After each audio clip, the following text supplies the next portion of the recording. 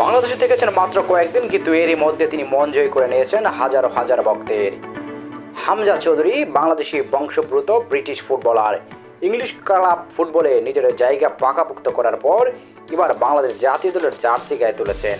কিন্তু শুধু খেলার জন্য নয়, তিনি আলোচনায় আছেন বেশ কয়েকটি কারণে। ফুটবলের বাইরে একজন মানুষ কেমন, হামজা দেখিয়ে দিচ্ছেন ভালো মানুষ হওয়া কতটা গুরুত্বপূর্ণ। জাতীয় দলের অনুশীলনে যাওয়ার পথে বাস ড্রাইভারের সঙ্গে হাত মিলিয়ে হাসি মুখে কথা বলেছেন তিনি।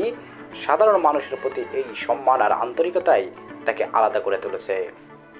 শুধু একজন ভালো ফুটবলারই নন, হামজা চৌধুরী একজন ধর্মপরায়ণ মানুষও। তিনি ইসলাম ধর্ম অনুসরণ করেন এবং নিয়মিত নামাজ আদায় করেন।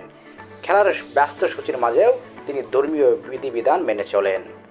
এমনকি রোজার সময়ও তিনি নিজের দায়িত্ব ঠিকভাবে পালন করেন, যা তাকে আরও বেশি আত্মনিয়ন্ত্রিত শৃঙ্খলাবদ্ধ করে তোলে। হামজা শুধু ভালো ব্যবহার করলেই হামজা নন, তিনি কঠোর পরিশ্রম করেন, শৃঙ্খলা মেনে চলেন এবং নিজের দলের প্রতি শতভাগ নিবেদন করেন। তাই তো বলা হয়েছে, সবাই তো আর হামজা চৌধুরী হতে পারবে না।